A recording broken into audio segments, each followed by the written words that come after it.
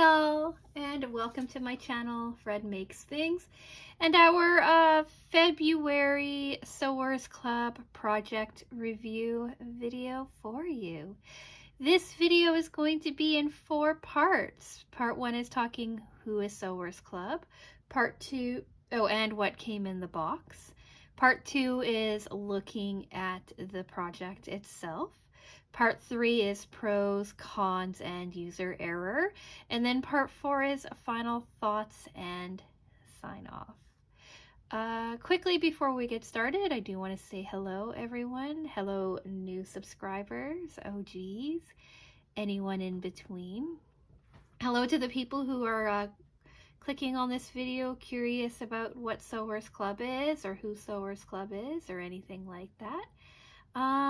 And yeah, just hello. You are all appreciated and you are so welcome. Let me know what you think about everything down in the comment section below. And now let's get started with part 1.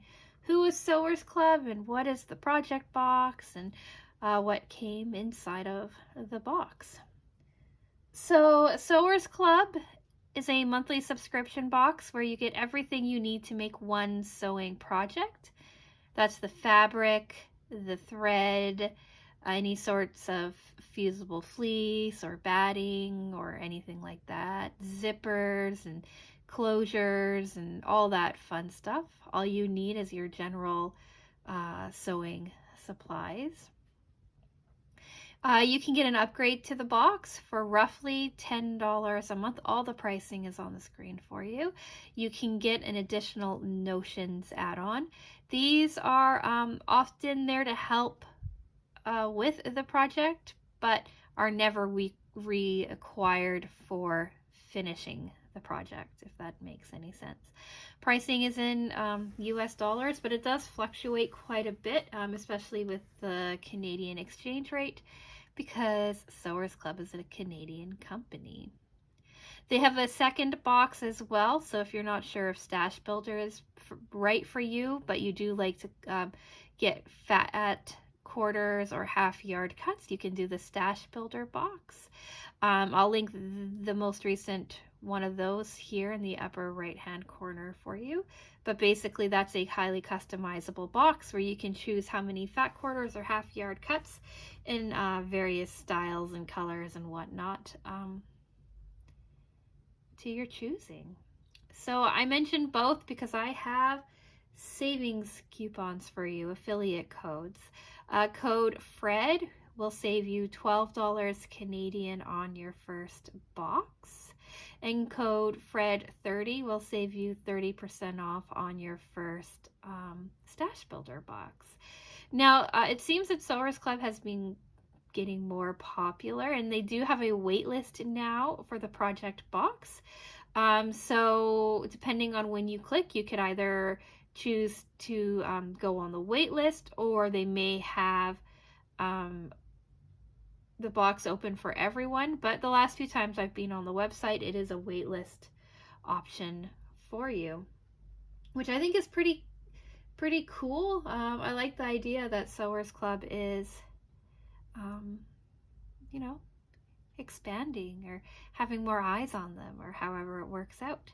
I will say that these codes are affiliate codes, so I do make a small commission when you choose to use them.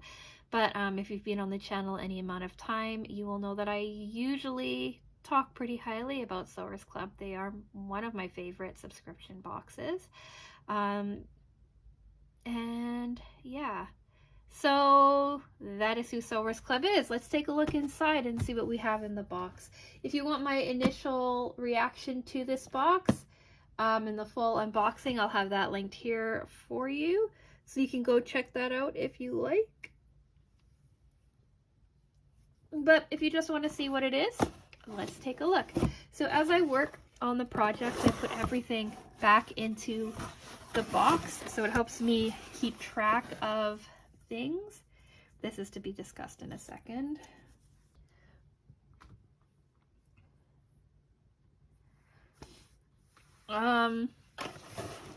Yeah, so let's take a look and see what is inside. We'll talk fabric last, but in every box we get a little card, tells us the fabric that is coming in this month's box, your add-ons, all of that jazz. And then lately they've been putting like a nice photo for you to know what's going on. We had a template this month, fusible fleece. The pattern itself,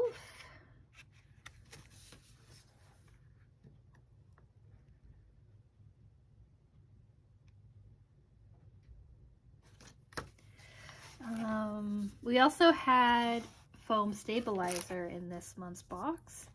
Our thread,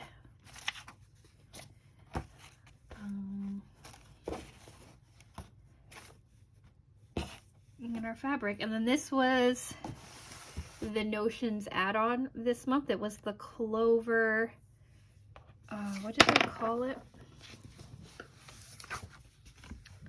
Clover Harem marker, marker and creaser, one of 2 plastic tools.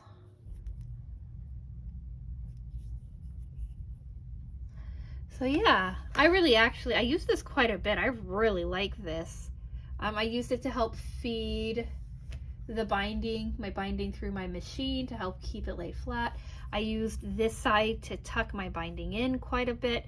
Like this tool, it came in really, really handy for working on this project, which was really cool. This was the thread that was included. It's this beautiful red. It is Gutermann color 394, but I didn't actually like how the red went with it.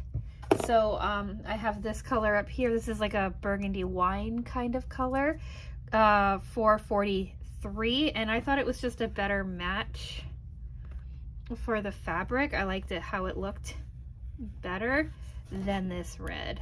So I rarely switch colors out when I'm working with Sewers Club, but this month I did. So template,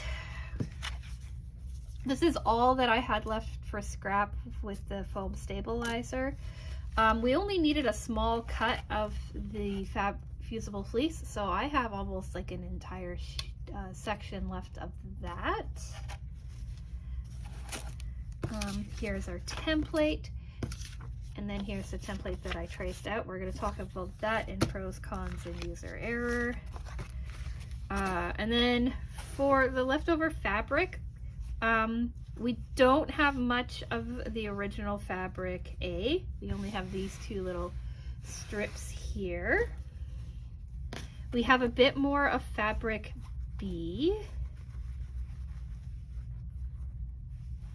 So we've got this piece here, this strip here. This is what I have left of my first round of bias binding.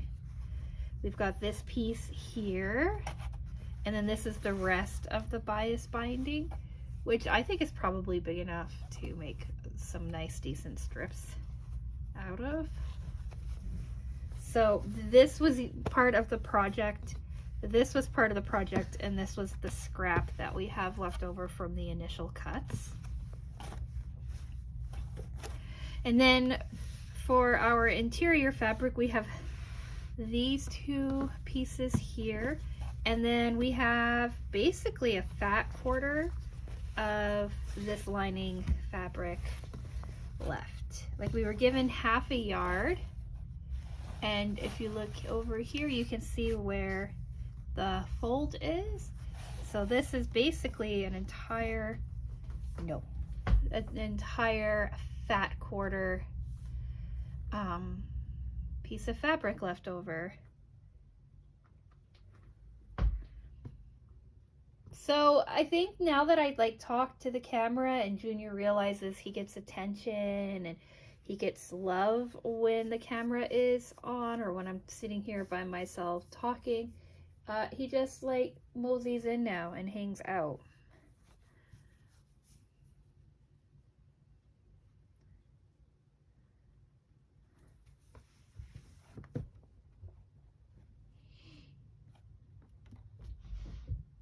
And now he's gone. So yeah, I was surprised at how much of my lining fabric I have left, but I'm excited. I like having extra fabric laying around.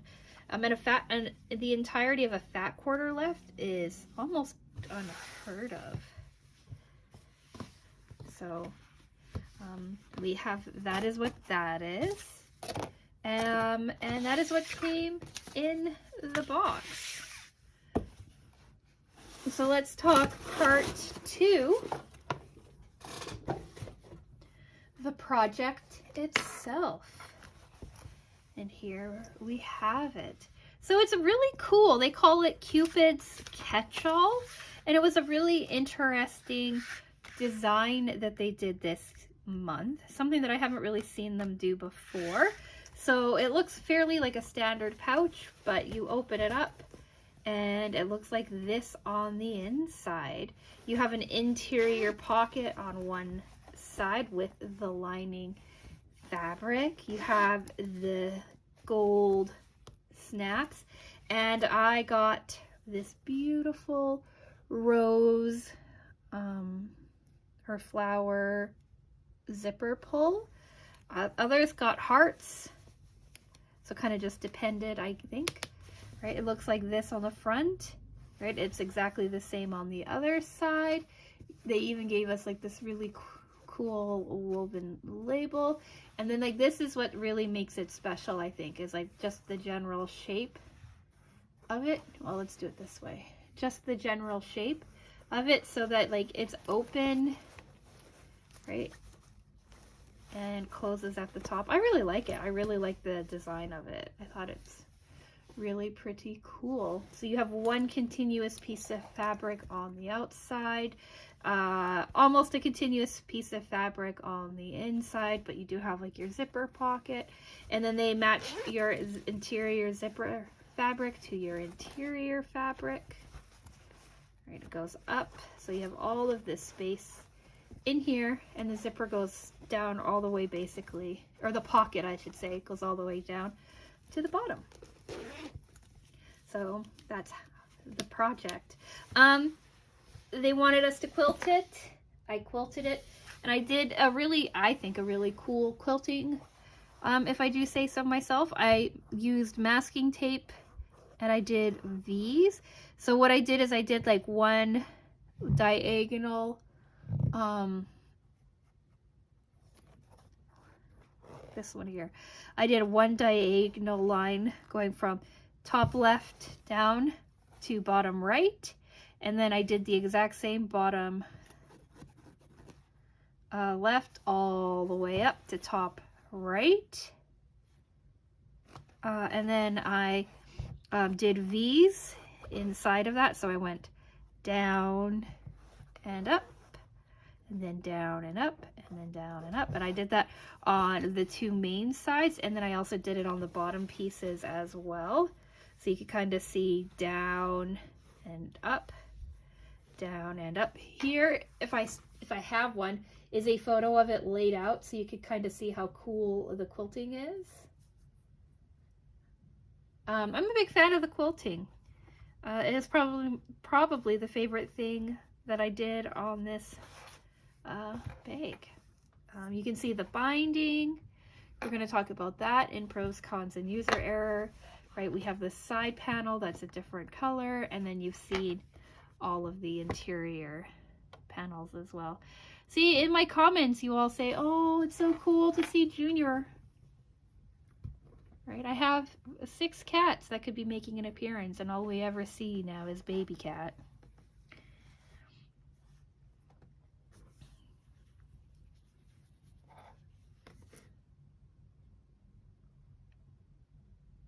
So let's get into part 3, pros, cons, and user error.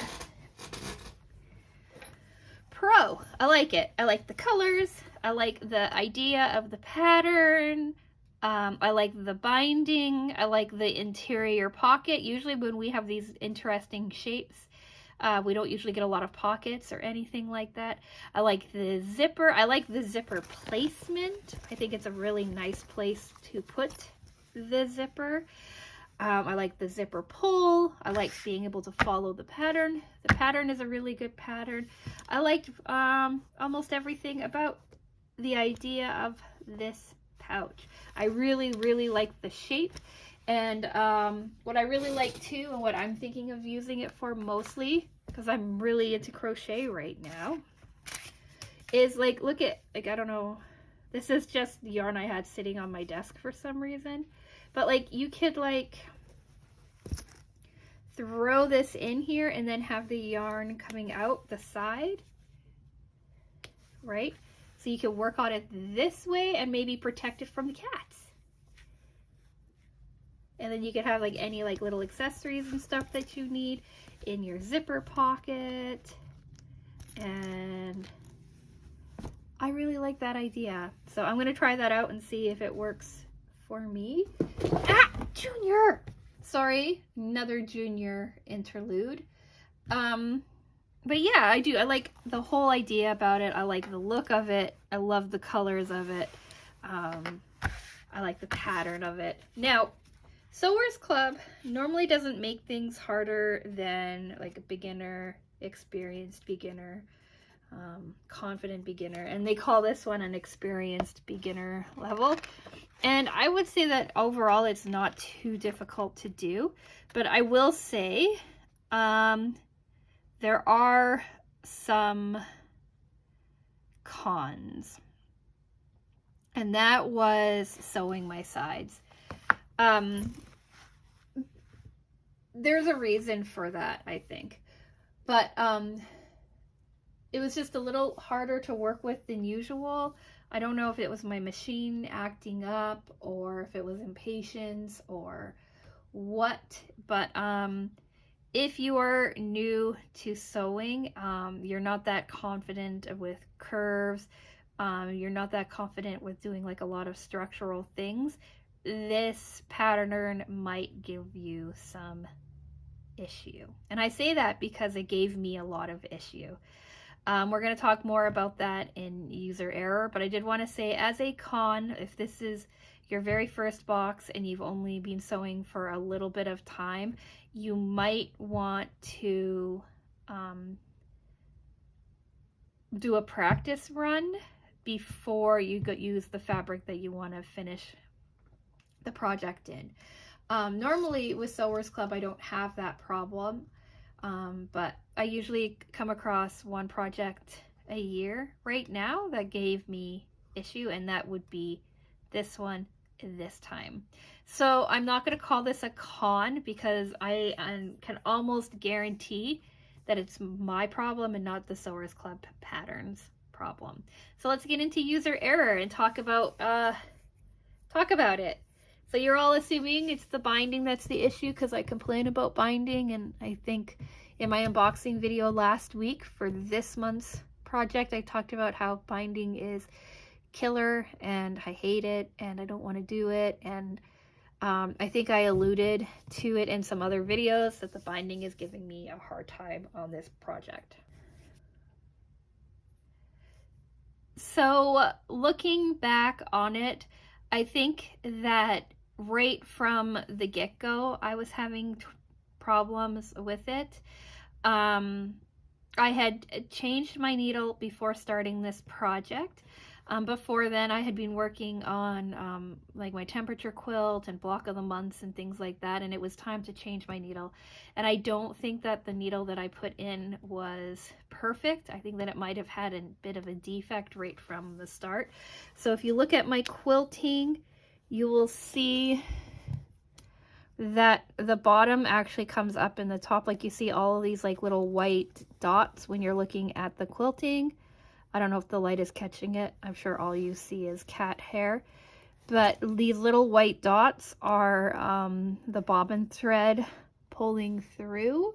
So my needle might have had an issue. My tension was off. I had to work on fixing all of that.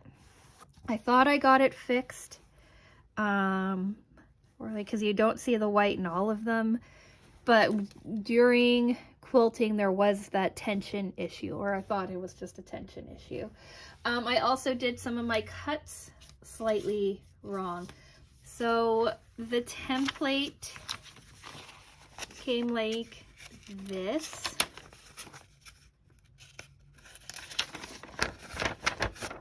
Right, I cut out the curved piece, it's upstairs.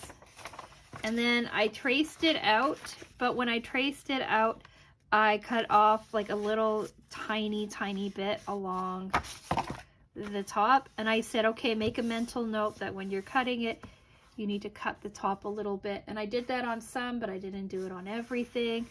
And then when I was cutting, I ended up cutting off the bottom a little bit too. So my template is a little bit off. It's not a huge amount. And I thought, oh, because it's only like not even 1/8 of an inch on the top and not even 1/8 of an inch on the bottom, it should be fine, but it wasn't. So these parts, some of these were cut poorly, other pieces were cut fine, and I needed to have 6 pieces cut, 2 exterior pieces, 2 interior pieces, and the fusible fleece. You don't need a whole lot of fusible fleece, but you do need some, right? And I cut the fusible fleece, I think the fusible fleece wrong too, or right. Yes, the fusible fleece was right. Some of the other ones were wrong. And so when I assembled them, I saw that there was some issue with it, but I said, oh, that's fine.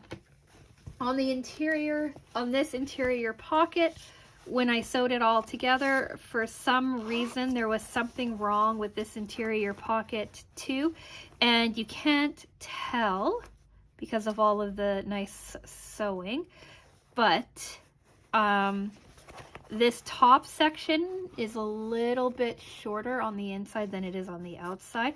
It really only comes to like here on the inside. And then I tacked it down so that you wouldn't notice, but it didn't come all the way up to the top like it was supposed to. I don't know how that happened. And then if you look at the very bottom of this project, you will see a seam.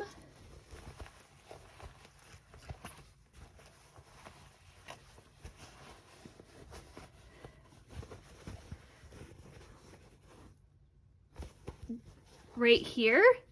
And that is because the interior lining was like 1.5 inches too long than the exterior body ended up being, and I didn't catch it until after I had installed the snaps. So these snaps were fine, but these snaps were not, and if I had taken the snaps out and adjusted to make it fit properly, I would have had holes. So what I did instead is I just folded the fabric down, lined everything up, and then I sewed this piece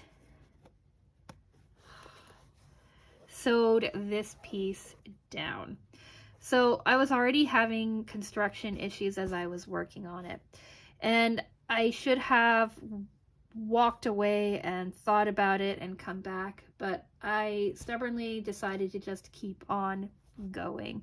Machine issues, some of my cutting issues, right? Some of my piecing issues, and I have enough fabric that I could have fixed a lot of these things right off from the get-go, but stubbornly I didn't want to. So then it came time for the binding, and laying out the binding on everything was absolutely fine. You laid it out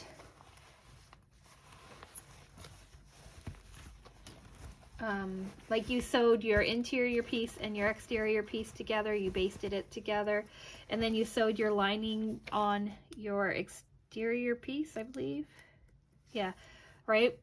And that's fine. Or you're not your lining, your binding, and that was fine. Like everything was fine up until that point. But then I went to attach, like, I don't know what that is, if that's dirt or a pen mark or what, but that's annoying. I went to attach these edge pieces, and they walk you through it. They walk you through it really well on the tutorial video. They walk you through here quite well, but I was just not getting it. I basted my 2 pieces down, did the one side. It wasn't sitting well. I couldn't get it to sit. It was too fussy. I don't know if my machine is too short or what was going on, but I could not get that curve to sit properly. I used quilting clips to pin everything together. They just popped right off. I used actual sewing pins to pin it all together, they all just popped off. I gave in. I did a little bit of glue to hold everything together. That didn't work either. I got frustrated and I hand basted the first one down. It didn't look great, but it was down. And then I did the second one. It went down easier than the first one, but I really think that because, right, I was like almost 1/8 of an inch off on one side, I was a little bit off on the other. Those curves were not lining up properly. Nothing was lining up properly, and I think that that gave me a really hard time. So then when it came time for flipping everything back together and finishing up the binding, because nothing, these two curved pieces weren't sitting properly, my needle wasn't behaving, my machine's tension was off, I don't know. When it came time to do the binding, parts of the binding look fine, right, on the easy straight parts, right, they look about like what I would do with a machine. But then when you look at the curve, you can see how many issues there are in the binding. You can kind of see it poking out. You can kind of see where I go off the rails on the binding, right? It's just not sitting well. It's not looking nice, right? This side looks really rough too. And it is just a nightmare. So finally I said, okay, I have to stop. And I walked away from it, let it be, put it in timeout and let it be for about 4 days. And then I went back to it. And I thought I was going to end up ripping the binding apart and coming back to it, right? Like maybe cleaning it up a little bit, hand stitching it down or something like that. But when I sat down and looked at it, I was like, okay, the binding is not as horrible as I thought it was. And instead of trying to present like a finished bag to you all, right, like perfect, I decided, well, I'm just going to talk about my issues. So that's where we're at now. Now, my interior lining bits didn't quite line up as well. They didn't get caught in either the initial basting down, then they also didn't get caught when we bound it. So I had to hand stitch this section here down. This side's fine, but then I noticed as I was talking to you all that I missed this section and that I would have to hand stitch this down as well, right? You just kind of turn this in, sew it down, right? It's nothing to do with the structural integrity of the bag. It just doesn't look that nice, right? You can see the curve is wonky. It's not as clean and nice as it could have been. This side is the same. This side was the first side that I did, so this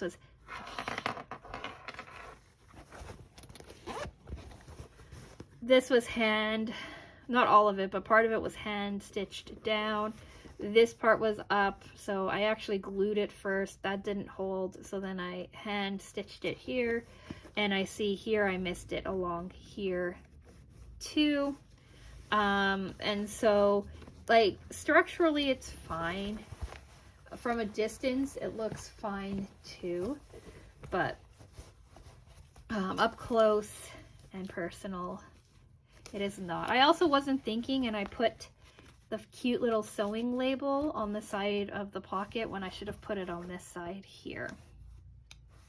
But yeah, it was just like one thing built on top of another thing, built on top of another thing, which built on top of another thing, and it just kind of fell apart on me. So yeah, that's user error. Basically the whole bag is a user error. But let's talk part 4, final thoughts. I like the idea of this bag. I like the pattern for the bag. I like the fabric for the bag. I like the snaps and the clever way of creating a different shape out of this bag. Love the pattern. I really like the tool that they included in here. I put the box down, but right, the tool really helped me to like tuck in some of these raw edges and stuff like that and try to like catch, because On the binding itself, I didn't really miss anywhere on the exterior where I went off the rails, right? Like you don't have any binding pieces poking out. And that is thanks to the tool, that little clover tool that I had, being able to like use it to tuck and to poke and to hold things down. This is going to be a project revisit. 100% it's going to be a project revisit. If I were making this again, I would definitely make sure that my templates were the right size. I might even cut them a little bit big, line everything up, and then trace it out again to make sure that my templates all match, that they all sit together, and that they all sit well together. I would probably switch out my regular foot for a walking foot, and I would maybe even switch out to like a heavier duty needle or a sharper needle, or give in when I realized that the needle probably might have been an issue. After this, I continued to use that needle on some pieces of that I'm working on for like a quilt update video, and that's when I really noticed that the tension was really giving me a hard time and that my needle was probably messed up. So changed out my needle, cleaned my machine, which I do fairly regularly, messed around with the tension and everything like that, and now my machine is back to behaving. But unfortunately, this bag got the brunt of the issues, and so I don't want to hold it to the bag's fault.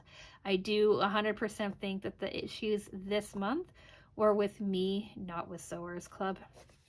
Sometimes in the past there have been issues with patterns or whatever, but 100% this month the issue was me.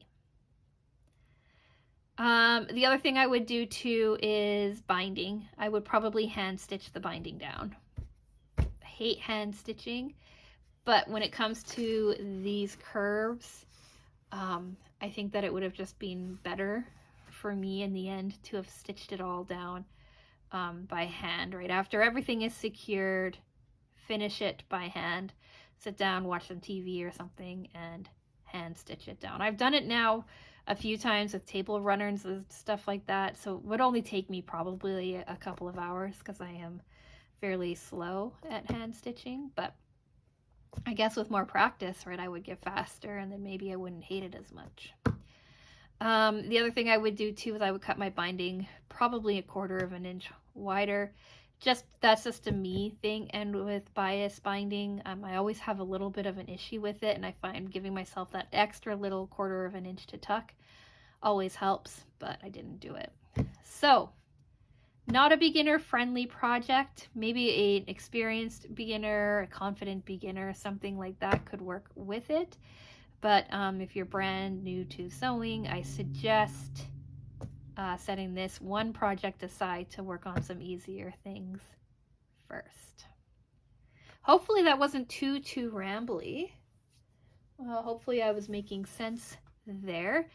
It's taken me some time to talk about it, to try to order my thoughts on it in general and what went wrong and what I could have done to make it better and all of that jazz. So I do hope that some of the issues I had might help you if you have issues with anything in the future.